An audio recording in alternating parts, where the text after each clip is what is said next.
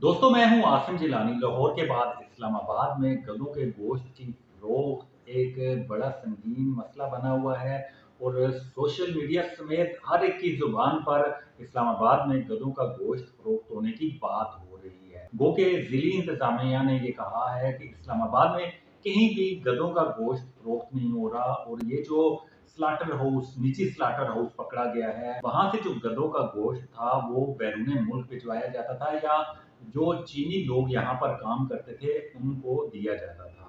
कि जिली इंतजामिया को इसका एक हफ्ते पहले से पता था कि यहाँ पर गधों का गोश्त फरोख्त हो रहा है। उन्होंने एक हफ्ता इसका इंतजार किया ताकि मुल्जमान को रंगे हाथों गिरफ्तार किया जा सके। अब जो मुल्जमान हैं वो गिरफ्तार हो चुके हैं। वो सिर्फ एक चीनी बाशिंदा और यहाँ का जो मुकामी चौकीदार था उसको गिरफ्तार किया गया है और उनकी तहवील से तकरीबन 25 मन जो गधों का गोश्त है वो बरामद किया गया और इसके अलावा 40 के करीब जो जिंदा गधे थे वो बरामद किए गए हैं। इस वाकया के बाद जो तरनोल और इससे मुल्हिका रेस्टोरेंट थे उनके बिजनेस पर बड़ा असर पड़ा है, क्योंकि सोशल मीडिया पर एक ट्रेंड चल पड़ा था कि इन रेस्टोरेंट्स में इन गधों का गोश्त फरोख्त होता था और एक ही दिन में इन रेस्टोरेंट पर जाने वालों की तादाद ना होने के बराबर थी।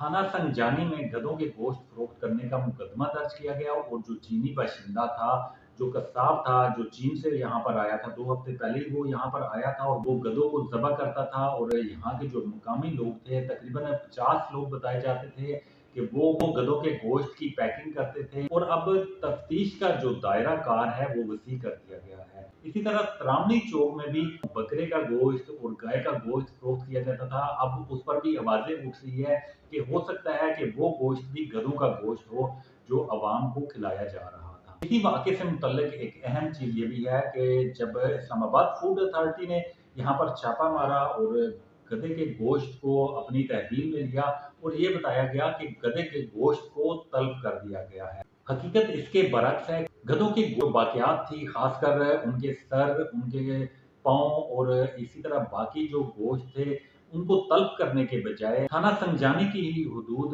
सराय मादू ढोक नुसरत के पास जो आबादियां हैं वहां पर इनको फेंक दिया गया। इस पर वहां पर ताफुन फैलने का खदशा है और बीमारियां भी फैल सकती है। मकामी लोगों का यही कहना था कि रात के अंधेरे में यहाँ पर इन गधों का गोश्त और बाकियात यहाँ पर फेंक दी गई जिससे बीमारियां फैलने का खदशा है। उन्होंने यही मुतालबा किया है कि इंतजामिया यहाँ से इनको उठा ले ताकि यहाँ पर ताफुन ना फैले और बीमारियां ना फैल सके। वाकये के बाद तफ्तीश का जो दायरा कार है उसको वसी कर दिया गया है। अब गधों के गोश्त की जो सप्लाई चेन थी इसमें कौन कौन मुलव्वस था इस पर तहकीकात हो रही है और जल्द इस पर बड़ी अहम पेशरफ्त होने जा रही है। इसकी स्टोरी से जुड़ी एक अहम खबर ये भी है कि आपको शायद अंदाजा नहीं है कि इस्लामाबाद जो दुनिया के खूबसूरत तरीन शहरों में इसका शुमार होता है, यहाँ पर स्लाटर हाउस कोई नहीं है। स्लाटर हाउस बनाने का मंसूबा मकामी इंतजामिया और हुकूमतों ने बनाया था।